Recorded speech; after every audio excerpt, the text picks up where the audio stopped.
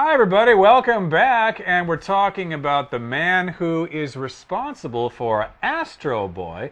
And because this movie has been released, people are interested in this person. Just who is or was Osamu Tezuka? Okay, well, let's talk about his life here. He was born back in the year 1928 in a place in Japan called Toyonaka City, which is also part of Osaka City, and he began working as a cartoonist back in 1947. A cartoonist is a person who simply draws cartoons, right? He sure is. Now, his early comic books, which just means the comic books he wrote when he was first starting his career, he wrote things like New Treasure Island and Lost World. They became very popular very quickly. It didn't take long for people really to find a lot of amusement in them. And so he became famous throughout Japan at the early part of his career. He didn't have to wait until he was really old before people knew who he was. When you use that word throughout, it means everywhere. So it wasn't in just one city or maybe his hometown or in Osaka. He was popular and famous throughout the whole country of Japan. Right. He was popular all the way from Hokkaido all the way down to Kyushu and Okinawa. Everybody knew about him. And again, we say throughout. You could just say through, but throughout makes it more emphasized that we're talking about the whole country of Japan here. And one of the reasons for his success was that pages of his books felt like scenes from a movie. So that's one of the reasons for his success. One of the reasons why he was so successful is because when you read his comic books, you felt like you were actually watching a movie, and it was a lot of fun. Yeah. So when you were looking at the comic books, the pictures seemed to move in front of your eyes. That makes it much more interesting than just looking at one picture after another, right? So that's why it felt like a scene from a movie.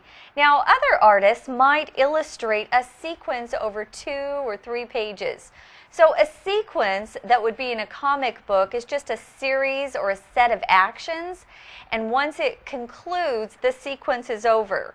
So maybe there's a fight and it takes place over 3 pages for most artists, but not for him. He would use a lot of pages, sometimes close to 100, just to show one action sequence. That's really cool. It is almost like you're watching a movie.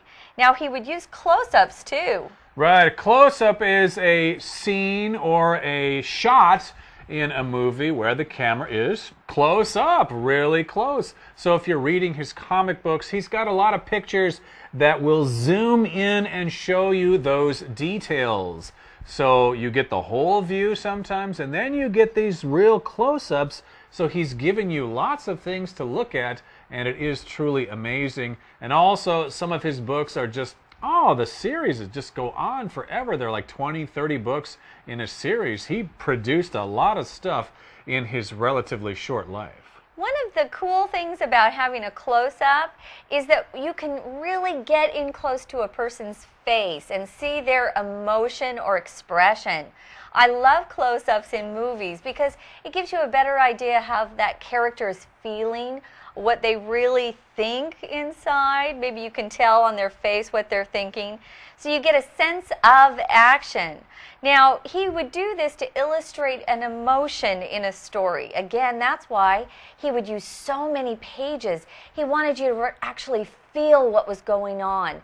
Now, an emotion can be lots of different types of emotion. Maybe you're sad, or happy, or excited, or exhausted. I mean, all of these things are emotions. They're your emotions. And he wanted everyone to feel something when they read his books. Right, so that's why we say it made you feel like you were watching a scene from a movie? Well, of course, if we talk about manga, that's the Japanese word for manhwa in Mandarin, which means comic books. So he used his mangas to pass on his philosophies about life. So to pass on just means to move it from one person to another, okay? Maybe your father will pass on the family business to you after you pass away. To pass on also means you have died.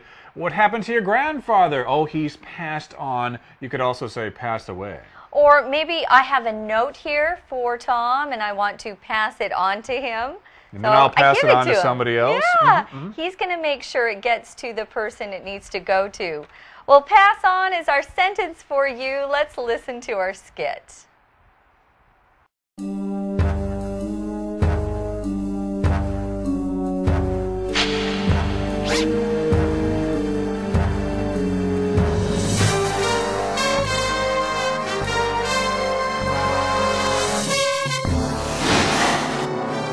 Sentence for you. Pass on. That's amazing! You can hide inside a tiny box. It's good, isn't it? My teacher passed the skill on to me. You're really good at playing with balls, too. Thanks. My father passed that on to me. Do you know how to balance on a ball, too? Yeah, I do. And no one passed that on to me. I had to learn all by myself. That's brilliant! Can you pass your skills on to me? Sure. Why not? Ouch!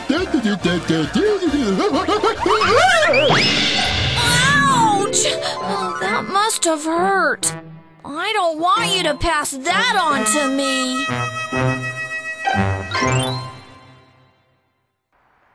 So again, he used his comic books or mangas to pass on his philosophies about life. Your philosophy is kind of how you explain things, how you think people should behave in the world.